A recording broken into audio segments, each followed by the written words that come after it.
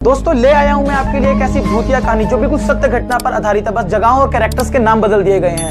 ये कहानी है आज से कई साल पहले की, जब एक लड़का कम से कम 20 साल बाद अपने गांव में लौटता है। जैसे ही वो गांव में कदम रखता है उसको बड़ी खूबसूरती नजर आती है, बड़ा सुंदर नजारा नजर आता है जो आप भी देख के आप भी मतलब खुश हो जाओगे। आपको भी कई साल पुरानी यादें आ जाएंगी। ले चलते हैं हम आपको उस कहानी की तरफ। वाओ यार, क्या जंगल है यार और क्या गांव है। वही पुराना बीता हुआ बचपन याद आ गया इन्हें देखकर।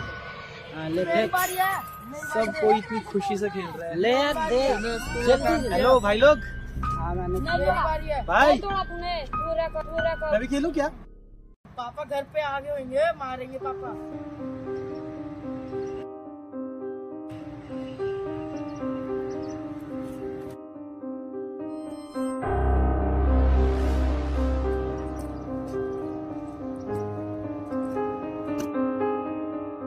जैसे ही वो गांव में कदम रखता है वो बात करने की कोशिश करता है उन लड़कों से, लेकिन उसकी बात का जवाब कोई नहीं देता। इसी तरह वो अपने मन में मलाल रखते हुए आगे बढ़ता है। फिर सोचता है कि मैं किसी से बात करूं, फिर आवाज मारता है उसकी तरफ, फिर बच्चे घूरते हैं, उसकी बात का जवाब वो भी नहीं देते। वो मैं भी खेल सकता हूँ क्या?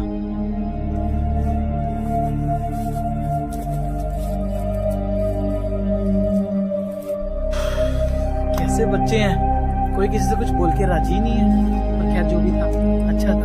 अरे अरे बेटा, अरे बेटा।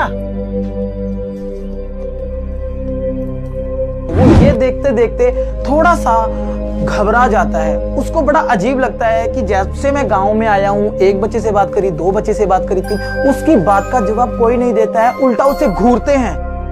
अरे अरे बच्चे, तुम तो मेरे साथ खेलोगे ना? खेलना पसंद करोगे तुम मेरे साथ? कुछ तो बोलो बेटा।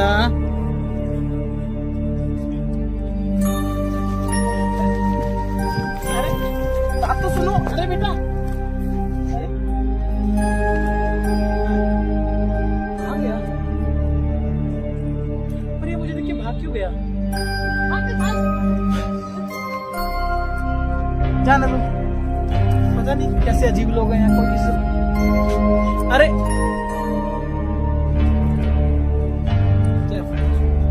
सुनता तो है। इतने में वो चुप हो जाता है। वो सोचता है कि गांव में अभी तक मुझसे किसी ने नहीं बात की, मूड खराब हो गया, अगर इससे बात करूंगा तो ये भी नहीं बात करेगा, फिर बहुत अजीब लगेगा मुझे।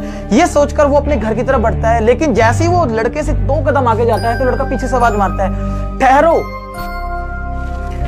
तो वो खुशी से पागल हो जाता है कि मुझसे अभी तक गांव में किसी ने बात नहीं की है, अब आपने मुझे आवाज मारी है। तो लड़का कहता है, जी हाँ मैंने आवाज मारी है आपको। तो लड़का उससे बात करता है, तुम जो ये सब देख रहे हो ये सब सिर्फ एक छलावा है, ये सब मरे हुए लोग हैं। वो घबरा जाता है कि क्या सच में? ऐसा नहीं है, मैं अभी तक आया हूं जब से मेरे को पूरे गांव में लोग दिखे हैं, लेकिन बस अचानक से मुझे नहीं पता कि ये सब क्या से क्या हो गया, मुझसे कोई बात नहीं कर रहा है। तो वो लड़का उसे बोलता है कि जिसे तुम देख रहे हो वो सब मरे हुए इंसान हैं।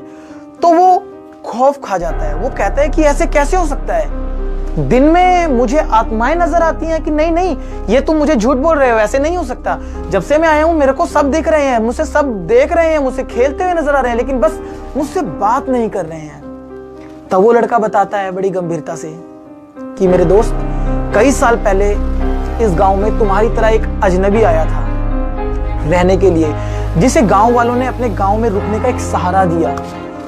वो गांव में रुका, कई साल तक ऐसे ही चलता रहा, वो लोगों के साथ दिलों में जगह बनाता रहा, लेकिन अचानक से एक दिन गांव में बच्चे गायब होना शुरू हो गए। लोग ढूंढने लगे, रोने लगे, गांव की खुशियां मातम में बदल गई।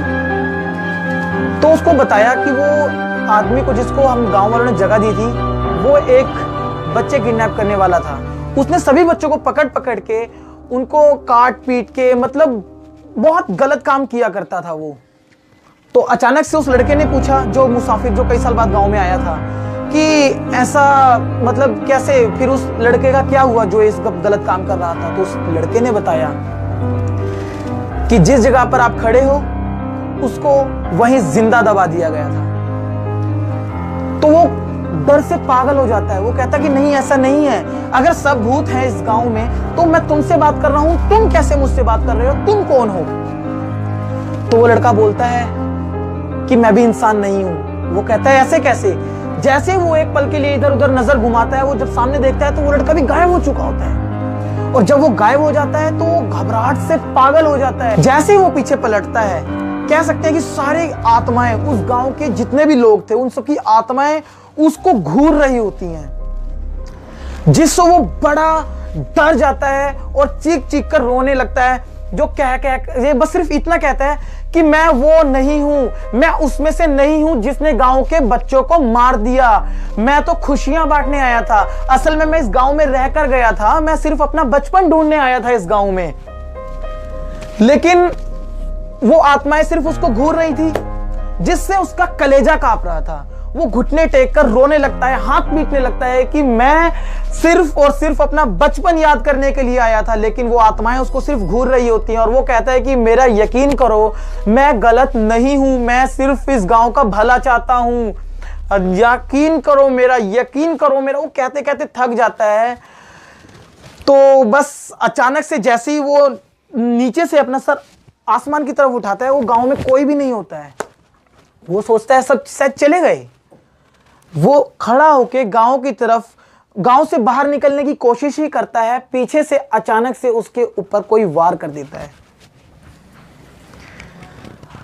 अब ये वार कौन करता है, ये बात हम आपको अगली कहानी में बताएंगे।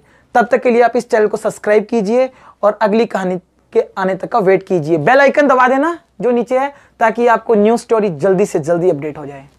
नमस्कार।